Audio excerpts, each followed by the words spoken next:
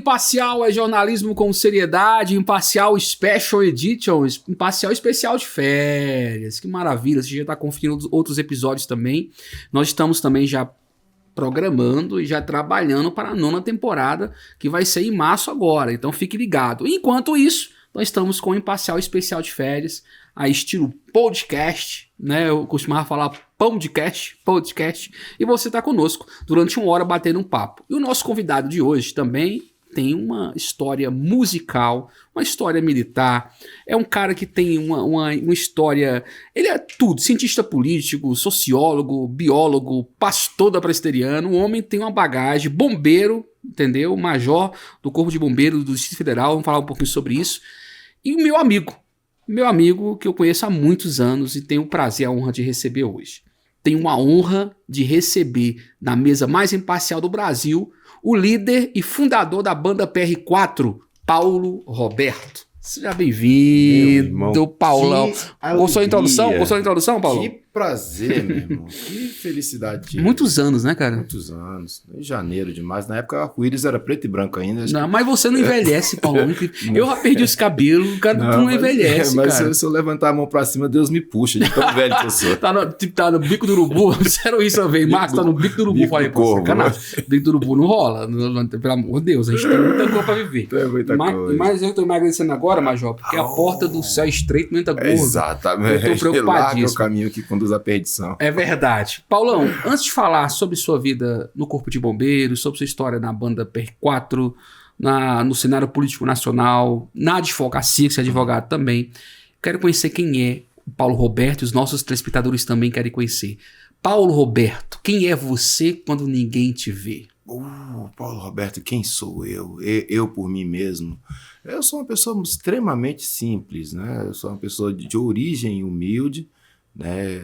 A minha família tradicionalmente humilde, e nasci num lar que eu tenho muita saudade dele, né? Meus pais que já não estão mais entre nós, e a minha irmã. Família muito pequena que veio de Belo Horizonte. Você é mineiro de BH? Sou mineiro de BH. Nós viemos de Belo Horizonte bem no início daquela grande volume de pessoas que veio para cá, início dos anos 70. Sim. Né? Era criança. E aqui nós construímos toda a nossa vida, né? Nós somos criados, educados aqui, sem deixar os laços com Minas Gerais, com Belo Horizonte, porque até porque nós somos o único núcleo familiar que veio para Brasília. Os demais ficaram em Belo Horizonte, no Rio e em São Paulo. Mas você ainda tem essa vertente mineira? Tenho, a gente nunca perdeu os laços, não. Então, a gente perdeu um pouco o sotaque. O piqui é de Minas ou de Goiás? O piqui é daqui de Goiás, é Cerrado. Né? O pão de queijo é de lá. Pão de queijo de lá, a disputa é feia. Mas a gente nunca perdeu o contato de ir sempre, de voltar à terra natal, que é o nosso útero, né? A gente se sente energizado quando pisa em Minas Gerais. Recentemente que eu tive a oportunidade de conhecer o Brasil inteiro, né, todo o país, mas Minas Gerais era a rota necessária desde a infância. Sim, top. E aí você vem para Brasília, você já tinha você também é pastor presbiteriano, Sim. né? Presbiteriano diz que eu vi um meme na internet que não existe presbiteriano pobre. Eu tô vendo esse meme. Eu sou exceção. Sensacional. Que é isso, rapaz? Nós todos somos filhos de Deus. Mas esse caminho seu para a religião, como é que foi? Você já veio de berço? Como foi esse seu caminho aí para a religiosidade? Sim, eu veio de berço. A minha avó era de religião de matriz africana até 1963. Correto. Quando chega em Belo Horizonte, Doriel de Oliveira, um evangelista, vindo de São Paulo com a Ruth Brunelli, sua esposa, e veio, eles que eram originários de uma igreja chamada O Brasil para Cristo, que até hoje existe no Brasil ainda, e trazendo aquele movimento neopentecostal. Das tendas, né? Das tendas, do tabernáculo. Isso já em Brasília ou você está em BH? Não, em Belo Horizonte, em 63, quando a minha avó decidiu... Então sua avó é pioneira do Ministério da Casa da Bênção. Ela foi uma das primeiras pessoas que aderiram à fé lá em Belo Horizonte, em 63. Uau. Aí nisso ela deixou as religiões de matriz africana, ela era benzedeira, tradicional. e resolveu se associar ao então Tabernáculo Evangélico de Jesus, TEG, que era o nome anterior. A Igreja Tabernáculo Evangélico de Jesus, eu me recordo disso. Ainda não tinha nem o nome igreja, era só tabernáculo mesmo, porque eram tabernas, eram tendas, caixa de cebola, uma coisa bem primitiva. Aí sua avó conhece o evangelho e você automaticamente vai junto. Eu ainda não tinha nascido, eu nasci pouco depois, mas meus pais tinham casado recentemente. E o meu pai também, ele frequentava a religião de matriz africana, lá com a minha avó. Minha mãe não, minha mãe era católica. Mas aí a conversão, vamos dizer assim, da minha avó, ela acabou trazendo toda a família, todo aquele núcleozinho familiar. Depois que eu nasci, alguns anos depois eu nasci, já nasci dentro de um lar que seguia a religião evangélica. Paulo, você também tem essa vertente musical, você já trabalhava com a música na igreja, na sua adolescência, como você conheceu a música? A sua vida e a música, onde deu esse match? Perfeito. Na minha casa, a minha mãe e meu pai sempre gostaram de música, né? Sempre gostaram de música, eram muito dados à música, minha avó também, minha família toda musical. E quando a gente aderiu, a minha família aderiu à fé evangélica, naturalmente ela se cercou daqueles músicos de então. Na época a gente tinha a música sacra, né, uma música evangélica, que ela pegava aqueles ritmos de bolero, guarânia, aquela época do Luiz de Carvalho, Jair e Osano, aquele sertanejo, que é aqueles cantos americanos. Até porque o gospel mesmo é um fenômeno bem mais recente, né? De 1980 para trás... Renascer que trouxe praticamente, né? Nos movimentos. 1980 para trás não se falava em música gospel aqui no Brasil. Música sacra, música evangélica. Música né? evangélica. Eu tenho lá em casa um LP ainda, de Jair e Osano, que o título do LP é Cantando para o Evangélico, porque era uma música... direcionada. Ela autossustentável, inclusive. Tinha as gravadoras evangélicas, as rádios evangélicas, o nicho evangélico. Ela não era popularizado quanto é hoje. Hoje você tem música gospel tocando nas TVs seculares. Spotify, tudo que é lugar, inclusive, pelo Spotify, teve um aumento de 46% sobre os demais segmentos. E falar em Spotify, enquanto nós estamos falando aqui, nós temos uma entrevistadora que está conosco, que é inteligência artificial. Certo? Ela está conosco aqui, ó. Não é a Chiquinha, não. Você está com a Chiquinha no seu lado aí. Tá? A Chiquinha, porque eu esqueci do Chaves. Faltou o Chaves. Mas vou trazer o Chaves nos próximos episódios. Boa noite, Alexa. Ela não respondeu. Boa noite, Alexa. Ela vai responder bom dia. Bom dia, Alexa. O que você falou? O que eu falei? Boa noite, Alexa. Alexa, tudo bem? Não escutei toda a pergunta. Você poderia repetir, por favor? Vou repetir. Alexa, boa noite. A noite vai, a noite vem. Um dia passa, e outro também. Alexa, eu tô achando você muito chateada hoje. Toca pra gente Paulo Roberto, da banda PR4. Tocando músicas de Paulo Roberto PR4 no Spotify. Eu acho que é conexão. Opa! Que música é essa, Paulão? Essa é Nova Vida. Nova Vida, essa música é bem bacana. É um rockzinho dos 90, mas foi lançada recentemente. Recentemente. Troca a próxima. Alexa, próxima. Sua também? Também. Qual é essa daí? Tudo Isso por Amor. Essa é um reggae ou é um forrozinho? Essa aí é a música calma, a música easy, é soft rock. Soft rock. Vamos ouvir um pouquinho. Mas só com acordeon e violão.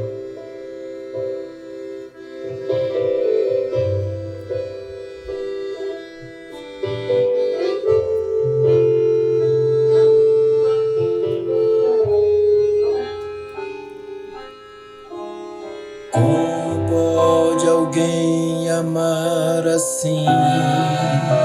Oh, gostei. Alexa, toca a próxima.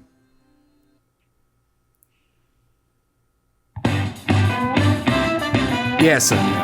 Essa é a Positiva Vibração, sabe? A música mais, um reggaezinho, mais reggaezinho. Então esse estilo é um sub estilo do reggae, é o ska. Mas é skunk, né? É tipo skunk. Solidão. Senti uma saudade muito grande de alguém que partiu. E uma lágrima. Música gostosa de ouvir, né? Essa música leve, vibração leve, né? Ele não gostou do que viu. Legal. Alexa, pausar. E aí você conhece uma música mais evangélica, direcionada para o público evangélico, Isso. mas em 94 surge... Mas antes eu quero entender, como você começou? Você começou a cantar? Eu comecei a cantar na minha casa e tinha muita vontade de tocar violão. Muita vontade mesmo. E eu tinha certeza que quando eu pegasse no violão eu ia deslanchar. Parece que o violão me chamou. Sim. Né? Foi o violão que me escolheu. E por não ter recurso naquela época, eu fazia meus próprios violões de madeira, bem... Você fazia mesmo, você é um luthier praticamente. Não sou luthier. Não, mas praticamente era, né? Eu não sou luthier, não. Praticamente era. Mas eu fazia uns violões primitivos, né? Sim. E tocava assim, de ouvido, eu sempre tive uma boa musicalidade. E até que a minha mãe me presenteou com um violão. Eu tinha 16 anos, minha mãe me presenteou com um violão. E foi muito rápido. Na época, a igreja que eu congregava, ela precisava muito de música. Então a necessidade ali era tão grande que eu fui colocado nos primeiros acordes. E você tinha quantos anos, mais ou menos? 16. 16, adolescente. Adolescente. Eu fui colocado, vai ter que tocar para a juventude, Isso é o quê? 80? tem que tocar para a igreja, 86. 86. Aí, vai ter que tocar para a juventude e tal. E aquela demanda muito grande, ela me fez aprender muito rápido. E tudo que eu ouvia, né, como eu falei, que era aquela música evangélica, ela tinha poucos recursos, né? Com 4 acordes você resolvia o estilo direcionado. o hino, né? Então, com 4 acordes resolvia. E paralelo a isso, eu via no mundo secular as pessoas fazendo acorde dissonante, eu via muito Chico Buarque, eu via Tom Jobim, MPB. Então. MPB. E eu falei, cara, peraí, tem algo além desses 4 acordes aqui. Então eu comecei a gente não tinha acesso à internet, né? Não existia internet. Hoje tudo tá mais fácil, né? Tudo mais fácil. Eu me recordo que, às vezes, quem sabia tocar um pouquinho mais, escondia o braço da guitarra, ele ia tocar, quando via que você estava olhando muito o braço da guitarra, do violão, ele escondia para você não copiar os acordes, era muito complicado. Então surgiram aquelas revistas de cifrazinha, música, eu peguei nessa revista de cifrazinha. Exato, nas bancas de revista. Era caro aquele troço. Era caro, nas bancas de revista. Então, só que você tinha que ouvir, conhecer a música para poder tocar, né? Porque não tinha partitura, era só mesmo as cifras. E como eu conhecia as músicas, ouvia muito rádio, a minha formação praticamente toda é de rádio, eu ouvia muito rádio, e eu comecei a fazer, aprender ali, né? Então, assim, desenvolver mesmo ali a harmonia naquelas músicas, e aplicar aquilo no som que eu fazia. E logo veio também, dentro da música evangélica, aquelas noções trazidas pelo Logos. Sim, vamos chegar nessa parte ainda, calma aí, relaxa. Ó, tá gostando do Imparcial Especial de Férias? Estamos com ele, que é um ícone da música gospel. Daqui a pouco não falar sobre a banda PR4, sobre muita coisa top da história do Paulão. Temos que falar sobre política também, Paulão, sobre direito, sobre sociologia, sobre comunicação. Então, você não sai daí. Antes disso, eu quero falar um pouquinho para você sobre educação. Que tal você fazer uma faculdade de qualidade? Eu estou fazendo direito na faculdade Mauá, em Abozinho de Goiás. A melhor faculdade do estado. Tá com número, tá com uma avaliação lá em cima no MEC. Então, se fosse você, eu não perdia tempo. Entre agora no site da Mauá, faça a sua faculdade, não perca tempo, tem medicina, tem direito, tem vários outros cursos, são mais de 14 cursos, eu acho que bem mais do que isso. Entra agora no site da Mauá, Águas Lindas de Goiás, fique atento. E também eu tô cuidando da minha beleza, sabe que minha beleza é exótica, né? Maravilhosa. Quem é feio, ninguém é feio, a gente tem uma beleza exótica. Então a Maiara, Brita Estética, faz um trabalho especial e tá mudando aí a cara do velho aqui, que o velho tá ficando mais novo. Eu sou mais novo que o Paulão, mas o Paulão parece que é mais novo do que eu. Essa é a velhice. Então essa é a verdade, cuide da sua imagem. Agora eu quero falar com vocês sobre o futuro. Você já se perguntou onde quer estar daqui a alguns anos? Todas as respostas para essa pergunta nos levam a somente uma conclusão: preparação. A Faculdade Mauá de Águas Lindas de Goiás te prepara para o futuro, ofertando mais de 10 cursos superiores. Infraestrutura de ponta e profissionais capacitados são os pilares desta instituição. Tá esperando o quê? Eu sou Mauá e você pode ser também. Entre em contato conosco. Faculdade Mauá, ensino superior.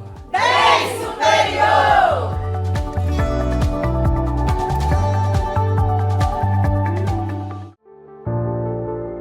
Bem-vindo ao mundo da beleza e do bem-estar, onde a confiança e a autoestima se encontram.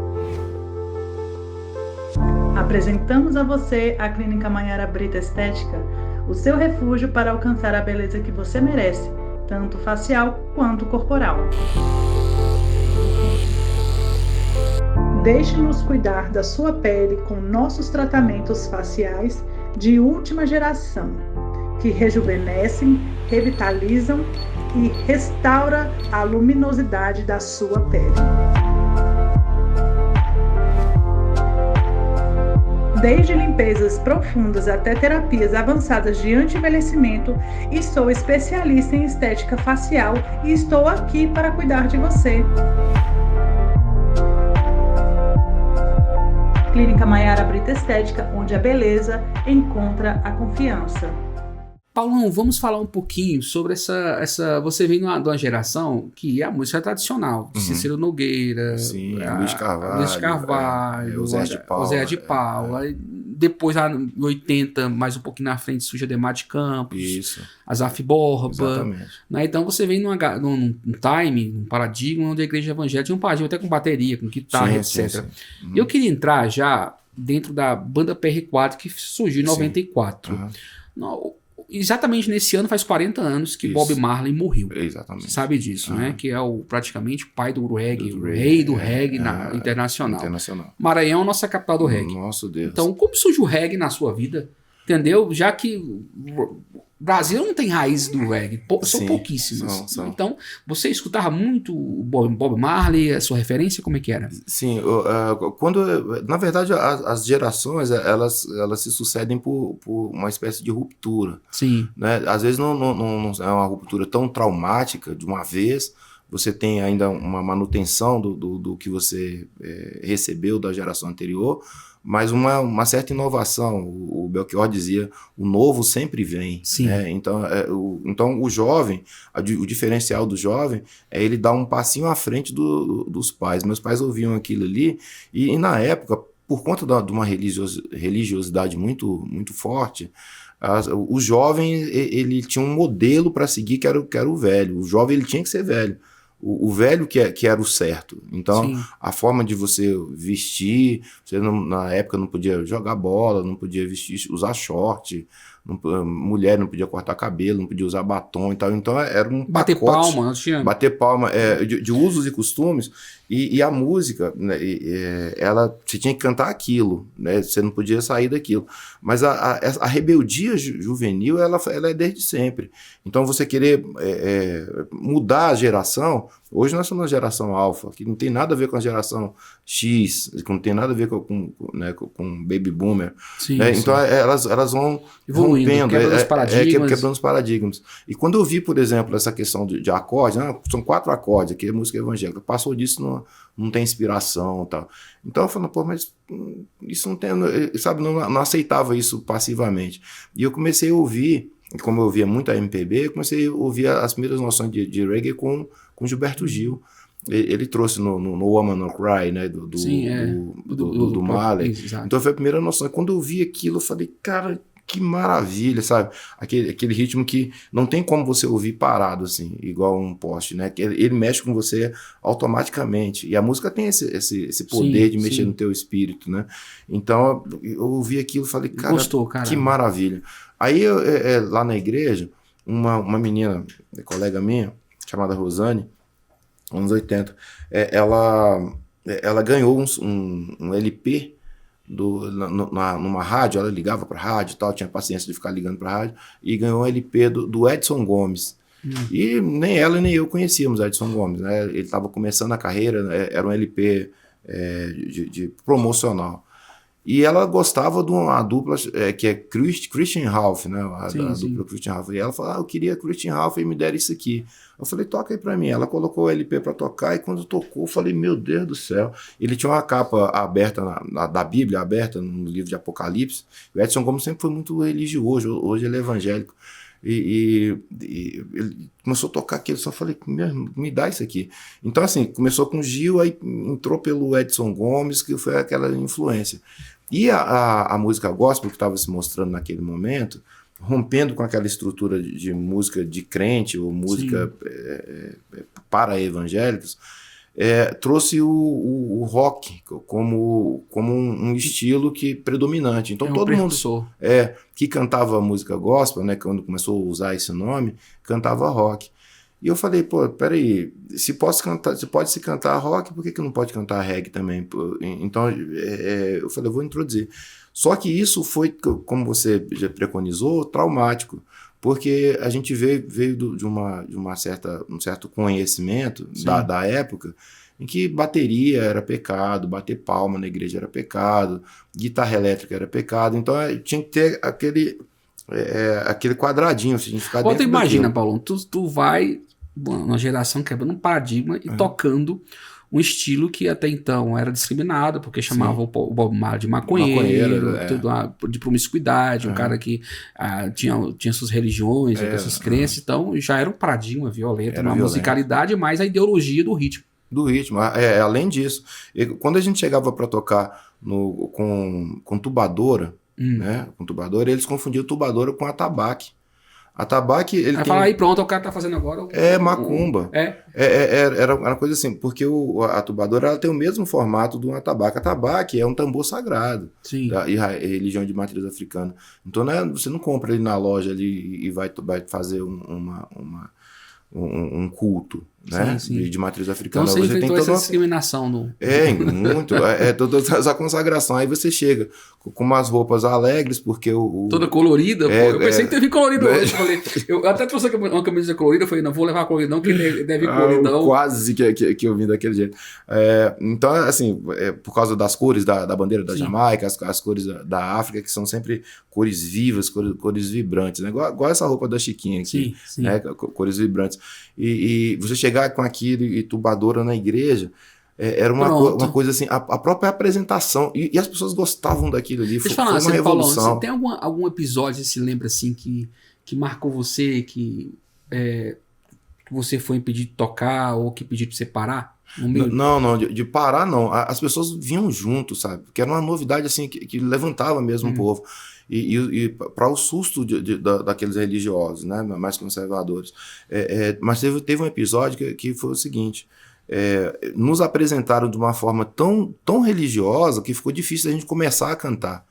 Eles falaram assim, gente, agora nós vamos receber a banda PR4, eu queria que todos vocês ficassem em espírito de oração, vão orando mesmo, repreendendo em espírito, sabe? Como se tivesse vindo os demônios para tocar, né? Aí criou aquele clima assim, tá. E a outra vez foi na igreja presbiteriana tradicional. Sim. Eu não sou da presbiteriana tradicional, a minha é renovada. A sua da glória a Deus? A minha da glória a Deus. Brincadeira. Não é só os amigos presbiterianos, não vocês, são meus irmãos. Só pra, mas de repente, quando você tá perto do presbiteriano, dá um friozinho, você quer brincadeira. Eu sou veteriano. Eu sou de boa. Não, a minha não é só veteriano. Pois uma vez... Sou veteriano, não sei disso. A gente foi tocar numa igreja bem tradicional presbiteriana, e eu sou apaixonado pela presbiteriana, apaixonado mesmo, pela tradicional também. Responsável até por trazer a música para cá, junto com os batistas, né? E o pessoal da Assembleia, que fez o cantor cristão na harpa. cristã, antigamente, o pessoal clássico. Mas nós fomos tocar numa igreja presbiteriana tradicional e a gente é acostumado com aquela reação logo após você cantava a música, tal, aquela alegria. E a gente cantou uma música, aí a igreja ficou naquele silêncio sepulcral. Aí a gente cantou a segunda música, silêncio sepulcral. Aí a terceira música também. Aí com o tempo eu falei, rapaziada, povo, ninguém tá gostando, cara, vamos encerrar por aqui. Aí falamos, obrigado, até mais, Deus abençoe vocês, e saímos. Aí teve um café logo após, né, reunir os irmãos, a gente foi muito elogiado, irmão, que maravilha, que inovação, que coisa. Eu falei, mas se vocês gostaram, por que vocês não bateram palma? Porque não batem palma. Tá vendo?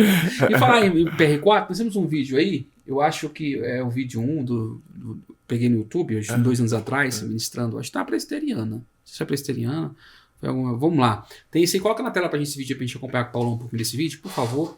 Vamos lá, Vitão, põe na tela esse vídeo. Enquanto isso, cadê meu óculos? Cadê a produção? Produção, traz meu óculos, produção. Onde tá meu óculos? Viu? Enquanto bota esse vídeo aí do PR4. Óculos chegou. Paulão, essa daí, que música é essa? Essa música aí é Nabucodonosor, Comeu Capim. Essa não é da nossa autoria, mas a gente canta.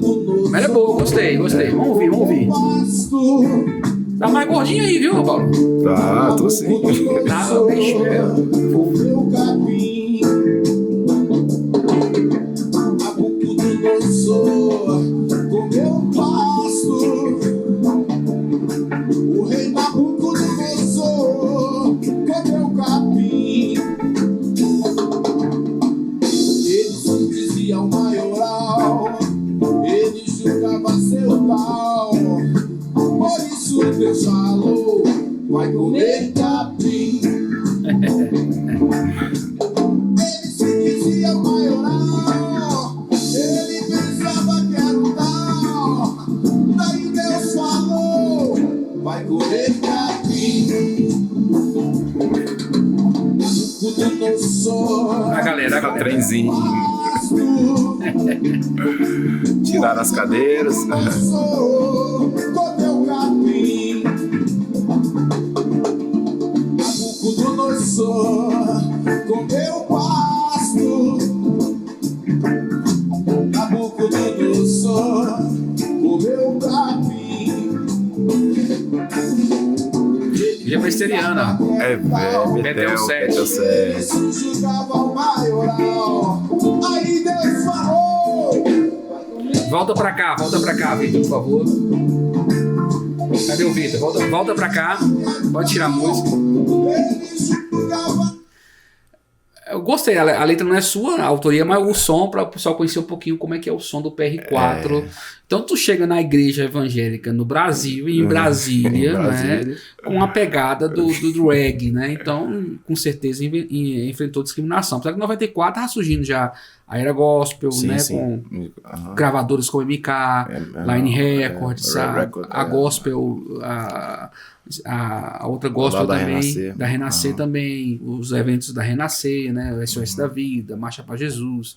Então, a época que estava já desbravando esse ritmo, essa ideologia mais gospel do mercado. E dentro dessa pauta do mercado, eu queria falar contigo o seguinte: existem muitos tabus ainda, Paulo, em relação à música gospel ser uma profissão. Nos Estados Unidos, o cantor gospel ele é uma profissão. Nós temos Mariah Carey, vários outros cantores que são cristãos, inclusive da presbiteriana, batista, e tem sua profissão. No Brasil, você pode ser médico e pode ser pastor. No Brasil, você pode ser militar e pode ser pastor.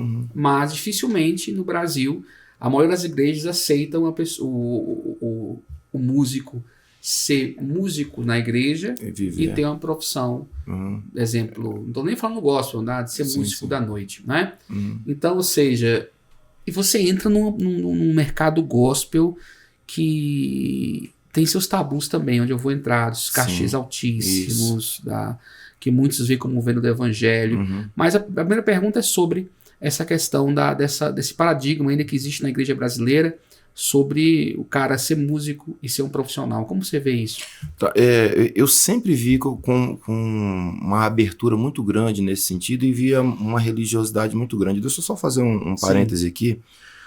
Quando a gente começa a ler o Evangelho, a gente vê que Jesus Cristo ele bateu de mão cheia na religiosidade. Ele enfrentou 4 religiões principais ali ao lado dele, infernizando o ministério dele o tempo inteiro. É só ler os evangelhos, que eram os fariseus, os saduceus, os zelotes e os essênios, as principais. Além dos escribas também e dos principais sacerdotes. E não entenderam o novo que Jesus vinha trazendo. Eles pegavam em pedras para executar uma mulher adúltera, e Jesus falou, olha, eu não tenho nada a ver com o seu pecado, não concordo com ele, mas eu não te condeno, vai e não peques mais. Então, Jesus veio trazer esse frescor e a religião, ela traz uma instituição muito sólida, muito quadrada e sem reflexão e sem inteligência. O tal do eu, porém, vos digo, que está no Evangelho, várias vezes Jesus usou essa expressão, não falaram que não adulterarás? Eu, porém, vos digo que aquele que olhar para a mulher com intenção impura, não está dizendo amai os vossos amigos e odiai os vossos inimigos. Eu, porém, vos digo amai os vossos inimigos, orai pelos que vos percebem. Então o Evangelho é esse frescor que Jesus trouxe, o frescor de Mateus 21, 31, que quem quiser conferir em casa, Jesus falou para os principais religiosos, falou, olha, as prostitutas e os ladrões, ou seja, as meretrizes e os publicanos, terão precedência a vocês no reino dos céus. Então, esse peitar, esse bater de frente de Jesus, não é que ele era promíscuo, que Jesus era revolucionário, não. Ele é a própria palavra, ele é a inteligência da palavra. Aquele que não tiver pecado, joga pedra. Então ele chamou a inteligência, até então era só a questão objetiva. Não está escrito que é para jogar pedra na adúltera, então vamos jogar pedra. Não tinha reflexão. E ele trouxe esse momento de reflexão. Então a gente encarou como uma missão de trazer não a libertinagem para a situação, de trazer inteligência. Por que não? Porque dele, por ele, para ele são todas as coisas, e a gente acaba restringindo um Deus que criou, só para a gente ver na Via Láctea, 400 bilhões de estrelas. Só para a gente ver, que a ciência estima hoje em 400 bilhões, mas que também a Bíblia diz lá que Deus chamou Abraão e desafiou quantas estrelas dos céus. Hoje a gente sabe que, pelos cálculos da ciência, nós temos 400 bilhões. E no universo inteiro nós teríamos 10 sextilhões de estrelas. E a Bíblia vai dizer lá no Salmo 147 que Deus conhece cada uma e chama cada uma pelo nome. Isso é só para mostrar quão grande ele é. Né? Nós temos 1.386 milhões de quilômetros cúbicos, não são metros cúbicos, são quilômetros cúbicos de água. E a Bíblia diz que Deus mediu as águas dos oceanos com a palma da sua mão. É claro que ele não fez isso é uma metáfora, mas é só para a gente entender a grandiosidade de Deus para para colocar Deus nas nossas caixinhas. Né? Então não seria uma perversão, uma libertinagem, seria inteligência. Foi o que Jesus o tempo inteiro veio falando com os principais sacerdotes e com os fariseus.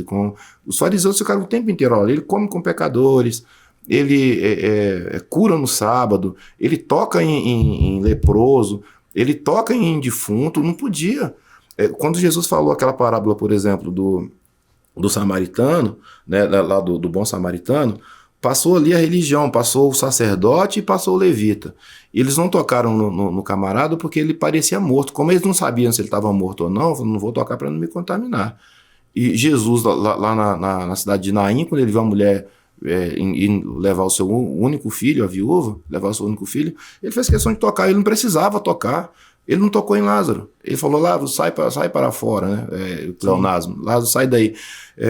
Ele falou com a palavra e o Lázaro saiu do túmulo 4 dias depois de morto. Para que ele ia tocar no defunto? É para provar que ele deu inteligência para a coisa. Né? Ele não foi contrário à lei, contrário aos profetas, não. E até na transfiguração isso ficou muito claro. Jesus estava no meio, estava de um lado Moisés, representando A lei estava do outro lado, Elias representando o profeta, e a voz do céu diz o seguinte: esse é meu filho amado, esse do meio, a ele ouvi. Sim, agora, mas vamos dentro da pauta do cachê gospel. Do cachê. Vamos lá. Major Paulão, olhando nos seus olhos, você é a favor do cachê gospel? Qual a sua opinião sobre essa pauta? Não, eu sou a favor do cachê gospel. Eu sou a favor do cachê gospel. O trabalhador, ele é digno do seu salário.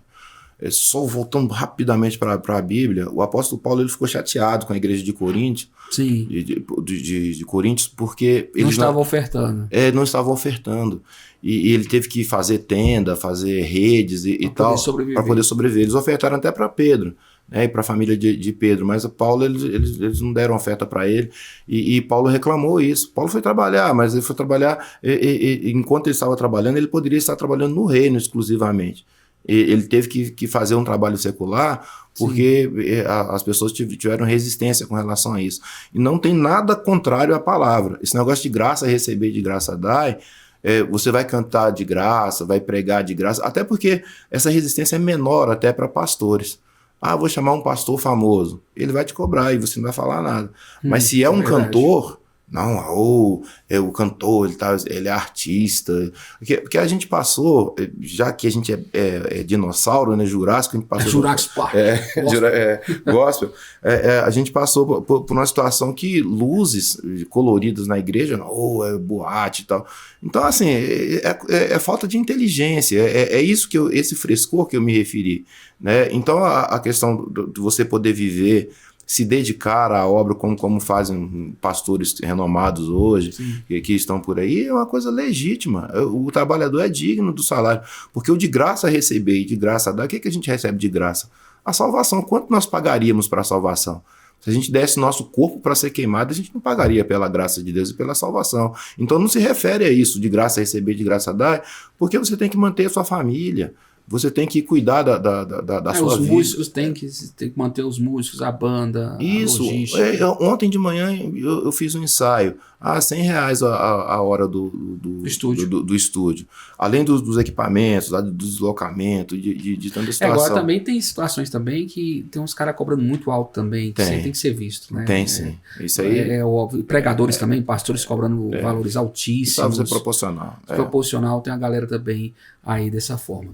Você pode acessar também portalimparcial.com.br e ficar sempre por dentro das principais, atualizado, das principais pautas do Brasil e do mundo. portalimparcial.com.br. Siga-nos também nas redes sociais, Marcos Imparcial. Daqui a pouco vamos falar sobre também as redes sociais do Paulão e da PR4. Marcos Imparcial, fique sempre ligado. É uma pauta, Paulão, sempre que um pouco, né, um debate, polêmica em relação aos cachê gospel do Brasil, que o mercado gospel ele tem crescido bastante, Paulo. Sim. E tanto que tem cantores seculares que estão migrando para o mercado gospel. Então a gente tem que também ficar ligado com isso. Atento. Tem cantores seculares que estão vindo oportunistas por causa do mercado. E lembrando, agora voltando atrás um pouquinho, que você falou que no seu tempo as canções eram 4 notas, né? Sim, 4 e nós estamos tendo um déjà vu, né? Porque hoje a onda worship, exatamente. 4 notas. Porque nós temos uma mudança aí. Você vê que nos anos 90 e 2000 tem as bandas, tudo mais, mesmo tendo os Ministério Louvor como Gente Trono, como Voz da Verdade, Renascer Praise, ainda tinha as bandas, mas de repente a onda das bandas no Brasil deu uma diminuída. Ficou só bandas conhecidas como Oficina G3, como Novo Som, Catedral, bandas já que estão há muito tempo no mercado. Mas mesmo elas também deu uma caída. Mas as bandas, principalmente Brasília, nós tínhamos tantos shows com os bandos, o Demolition Day mesmo que a gente realizou na Catedral da Bênção, você tem várias vezes, metalnobre.com, Raízes, Virtude. Então aquela era de ouro de bandas gospel de Brasília deu uma parada. Como você viu isso? O porquê que isso aconteceu? O que aconteceu para que caiu essa questão das bandas? E essa onda worship no Brasil, Paulão, eu tenho minhas críticas. Sim. Claro que eu gosto da simplicidade da oração, eu gosto disso. Mas eu vejo uma falta de técnica muito grande. Né? Então isso tem paralisado os músicos no Brasil. O cara chega lá, coloca um teclado, bota o pad, aperta o sol ali e acabou. Não tem nada. Entendeu? Não tem nada. Eu fui tocar nesses dias lá na Catedral, até tive que dar uma diminuída na pegada, porque a gente está já naquele tempo de fazer o Osana Music, né, Dia do Trono, aquela coisa toda. A gente acaba não sou contra o tipo. Claro. Só que eu acho que a gente tá muito melancólico no louvor. Exatamente. Eu ministrei nesses dias também e eu falei, não, vamos dançar, gente. Vamos pular, vamos celebrar. O pai, Paulo, eu tenho um filho de 9 anos. Eu gosto de ver um filho pulando e dançando. Mas tem hora que eu gosto do meu braço. Sim. Melancólicozinho. Eu gosto disso. Sim. Agora nós estamos numa era melancólica da adoração no Brasil. Muito deprê. Onde deprê, essa é a palavra. Como você vê isso? É regressão? A gente está regredindo? Pastor, eu vejo como um espelhamento. Porque o que está acontecendo no cenário secular, às vezes a igreja ela espelha isso. Porque quando a gente teve aquela eclosão da música gospel aqui em Brasília, vamos dizer, estava acontecendo mesmo naquele momento também uma explosão do rock nacional. Sim. Então, Capital Inicial. O Legião, o Traje. Então, estava acontecendo uma coisa meio que espelhada. Né? Você viu lá e cá. Tipo assim, não precisa ir para lá porque aqui também tem. Aí depois veio uma questão que hoje também, Lobão fala muito disso com muita propriedade. Houve esse declínio deles também, né? Então o Brasil passou a uma geração que era do emo-core. Aí começou uma tribo urbana que era o emo, aquele jovem triste, com cabelo assim em cima do gótico e tal. Sim. E aquela música mais assim, mais deprê. E a gente também acabou aderindo a esse tipo de situação, essa comunicação juvenil, e passou a ser aquilo ali, a música. O problema é ser a música. A gente não tem nada contra o worship. O problema é a exclusividade. Não, se é isso aqui, tem unção. Se é diferente, não tem unção. Paulo, vamos ser sinceros. Isso é que é terrível. Paulo, vamos ser sinceros. A música hoje, os momentos de louvor no Brasil está um momento, psicologicamente falando, de melancolia. De melancolia. Isso não é bom. Isso não é bom. Tem que ter celebração, tem que ter um momento de batalha. Quem entende espiritualmente falando sabe disso. Sabe disso. Não pode ser só aquela pegada. E eu vejo, sabe onde é que eu vi isso, Paulo, como músico falando agora, nem como apresentador?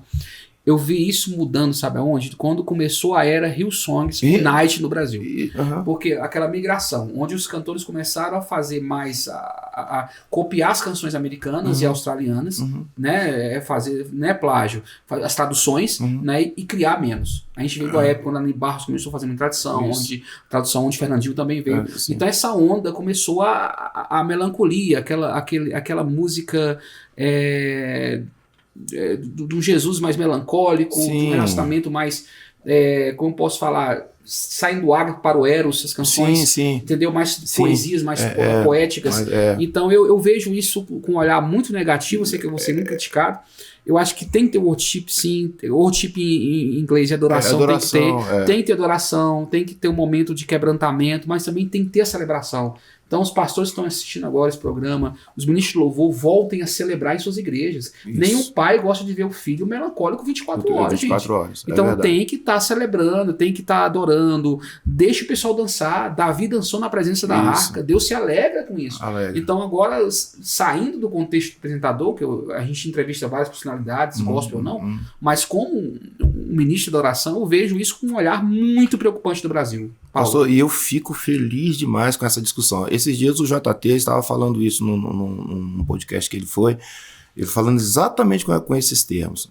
Não tem nada contra, mas aquela exclusividade de ser só isso, se não for isso, Deus não está no meio, e isso é que é prejudicial.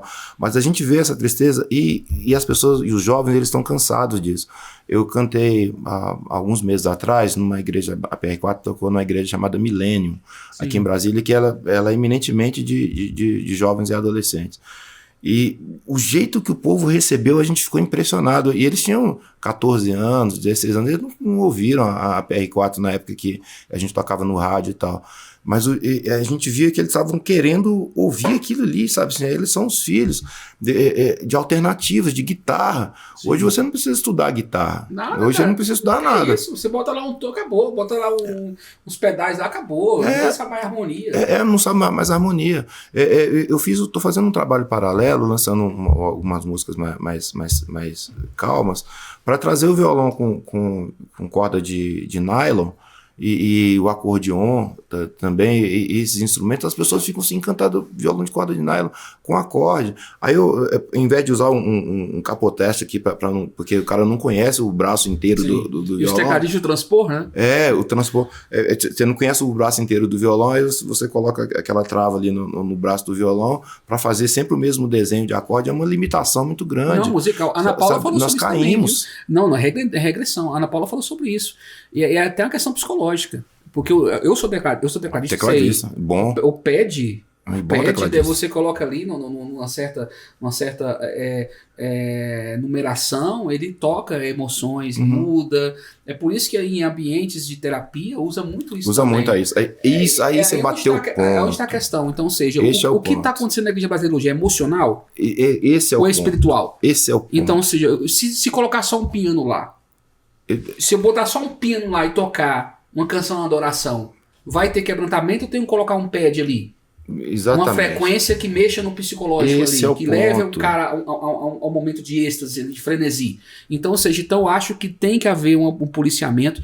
A igreja evangélica no Brasil tem que haver uma reforma musical violenta, Precisa. porque senão nós vamos Chegou perder o os tempo. músicos. Daqui um dia nossos filhos não vão saber nem tocar Nada. um Fá sustenido, um Si bemol, nada. Eles vão ficar só em Dó, Sol, Ré, canções que são repetidas Isso. com a mesma harmonia, igual acontecia em 80, Isso. como você viu lá. Isso. Mas pelo menos a galera tinha não existia essa questão, né? Tinha Sim. uma palavra na canção, Isso. aquela coisa toda. Então eu acho que tem que haver um policiamento aí, Paulo. Exatamente. É necessário isso. Como é necessária a sua fala, pastor? Como é necessário? E é uma fala de um pastor que é músico Sim. também, que consegue ter essa sensibilidade. A gente que tem o conhecimento técnico está desnutrido. Eu mesmo, quando eu chego lá na minha denominação, eu chego próximo à hora da mensagem, o louvor já está mais ou menos no meio. Aí esse dia até brinquei, falei, por que você só chega do meio para frente? Eu falei, não, porque Deus habita no meio dos louvores. No meio. Então eu chego do meio para frente. Mas é por causa daquela deprê. Só que aquilo ali tem uma técnica, tem alguém por trás daquilo ali pensando, porque a música, ela tem a capacidade de fazer você sair do lugar comum e transcender. Então não tem nenhuma, pode pesquisarem aí, não tem nenhum culto de nenhuma crença que não tenha música. Porque ela eleva o teu espírito. Então, e toda vez que você chega numa denominação, primeiro você tem a música, para depois você ter a homilia, no caso da igreja católica, a pregação. Você me levou um raciocínio aqui, Paulo. Eu bate papo. Não, claro. A gente tá perto de terminar. Eu vou trazer você na nona temporada pra gente falar sobre sociologia, sobre política, sobre outras coisas. Perfeito. Não ficar só no gospel hoje. Não. Paulo, você falou uma palavra, você foi cirúrgico. Espelho. Essa geração não tá tendo um espelho musical secular, porque a música secular também tá crescendo bastante. Tá crescendo. Agora voltou. Então, ou seja, mas nós estamos tendo um espelho muito negativo da depressão. Sim. O Brasil hoje tem crescido os números de problemas de saúde mental. Eu tinha trazido isso aqui, na próxima a gente vai conversar. Então, essa musicalidade retródica, atrasada na igreja brasileira, que eu vou ser criticado por causa disso, mas eu vou falar que está atrasada musicalmente falando, é um reflexo do estado depressivo do Brasil. Depressivo do Brasil. Do Brasil, exatamente. E deixa eu só passar rapidamente nisso aqui. Eu tinha preparado, outro dia a gente fala sobre isso. O mal do século hoje, ele é a depressão, a ansiedade e o burnout. Sim. Mas isso é por causa de uma chamada modernidade líquida, até um livro que eu trouxe aqui. É esse livro? Do Bauman. Deixa eu ver aqui. Do Zygmunt Bauman, Modernidade Líquida. Porque as estruturas, elas eram rígidas, né? As estruturas sociais, elas eram rígidas. E a nossa modernidade, que foi chamada de pós-modernidade, o próprio Bauman substituiu modernidade por modernidade líquida. As nossas estruturas, elas passaram a ser gelatinosas, elas passaram a ter a característica dos fluidos, elas perderam a sustentação, a família, a igreja, a escola, o trabalho. Então a gente não tem onde se firmar, por exemplo. Depois a gente vai falar isso com mais Sim, no próximo detalhe. eu vou trazer você na nona temporada pra gente falar mais sobre isso. Isso. Então hoje você tem a chamada síndrome do pensamento acelerado. Não se configura uma doença ainda catalogada pela OMS, mas o pensamento acelerado, até em razão da tecnologia, e novas fobias que foram desenvolvidas, por exemplo, a nomofobia, Sim. que é o medo de ficar sem celular e afetando as crianças muito poderosamente, que é um vício igual ao alcoolismo, o celular ele traz respostas rápidas para o prazer rápido, e tem gente que não consegue mais ficar sem o celular. Ele vai fazendo com que o mal do século seja a saúde mental, as doenças mentais. Então, o trabalho com saúde mental hoje é tão importante, porque uma depressão mal curada, uma ansiedade mal curada, um burnout mal curado, pode evoluir para autoextermínio. Sim. E isso tem assustado, e é uma questão de saúde pública. E esse assunto eu tenho conhecido perto, minha esposa, ela é psicóloga. Pronto. Não Nossa. vamos conversar muito sobre isso. Vamos começar Paulo, nós estamos chegando no final do programa, e infelizmente o programa, a edição especial de 1 hora, vamos ao nosso bate-bola, jogo rápido. Opa, você viu que essa caneca agora é sua, né? Olha que maravilha. Gostou? Pra você colocar lá no seu gabinete lá. Nós nem falamos sua carreira como bombeiro militar, nem falamos como advogado. Não fala que maravilha. Próxima entrevista vamos falar sobre isso com você. Vamos sim, com prazer. Bate-bola, jogo rápido, Paulão sem filtros. Paulão, uma música pra você. Não vale ser a sua. Não vai ser não, mais doce que o mel do Janires, do Rebanhão. Mais doce que o mel, Rebanhão. Uma frase. Eu sou o caminho, a verdade e a vida. Disse Jesus. Um livro. A Sociedade do Cansaço. Byung-Chul Han. Um sonho, Paulo. O sonho o Brasil ser voltar a ser do ponto de vista político. Um arrependimento. Você tem? Tenho sim. O meu arrependimento, meu maior arrependimento é não ter me dedicado mais à música. Ter escolhido outra profissão, por conta da precariedade que é tratado o músico, sobretudo o músico gospel. Verdade. Família pra você? É tudo, é a base, é o chão, é o alicerce. Tem quantos filhos? Você é casado? Eu sou e tenho 3 filhos, Paulo Roberto Júnior, Sofia Gabriele e Laura Johnson. Família pra você é? Tudo. Deus. Deus é acima do tudo. Você tem medo da morte? Não, nenhum, zero medo da morte. E a vida pra você, Paulo? A vida pra mim é o próprio Cristo. Eu sou o caminho, a verdade e a vida. E se você pudesse pegar esse telefone agora e ligar para aquele menino de 9 anos lá de BH, o que você falaria para ele? Eu falaria para ele que ele precisa estudar e se educar, porque sem educação ele não vai a lugar nenhum. Paulão, PR4, como é que faz para encontrar nas redes sociais? Redes sociais, eu tenho um Instagram, PR4 _Paulo Roberto. Sim. Tem no Google, né, vou dizer assim que aí fica bem mais fácil. Paulo Roberto PR4. Sim. Paulo Roberto PR4. No YouTube, Banda PR4. Pronto, botou PR4 no Google lá, Banda PR4, Pronto. você vai achar as redes sociais. Seguramente. A agenda tá aberta. Agenda aberta. Com um pouquinho de antecedência a gente gostaria, porque tem bastante coisa já agendada, mas estão abertos. Sempre um reggae, um rockzinho. Rockzinho, a gente tá fazendo um baile, vamos dizer assim, né? Top. Tudo, eu blues gosto também. Sempre gostei do PR4. Sempre gostei do PR4. Eu agradeço muito. E a gente também foi um prazer, viu, Paulo, te receber, viu? Recíproco. Eu quero agradecer a toda a sua audiência e esse espaço maravilhoso que não foi concedido. Como eu estou feliz hoje. Top. Não, eu já tava pensando em você há muito tempo pra assistir aqui. Falei com você, inclusive, quando a gente tava na chácara lá com o Samuca. Falei, eu quero te levar lá pra gente bater um papo. Não deu pra falar sobre política, sobre saúde mental, eu quero tanto falar sobre bolsonarismo, sobre petismo, sobre essa ideologia, sobre essa polarização. Mas, infelizmente, o time não deu. Mas nós vamos ter outros encontros. Pra você que foi conosco até agora, o meu muito obrigado. Um beijo no seu coração. Fique ligado nas redes sociais do PR4, nas nossas redes sociais Marcos Imparcial. Acesse portalimparcial.com.br. Esse foi o último episódio da nossa série do Special Edition, né? A nossa série do Imparcial de Férias. 9ª temporada tá chegando e você vai se surpreender. Um beijo no seu coração, aquele cheiro, aquele abraço do gordinho.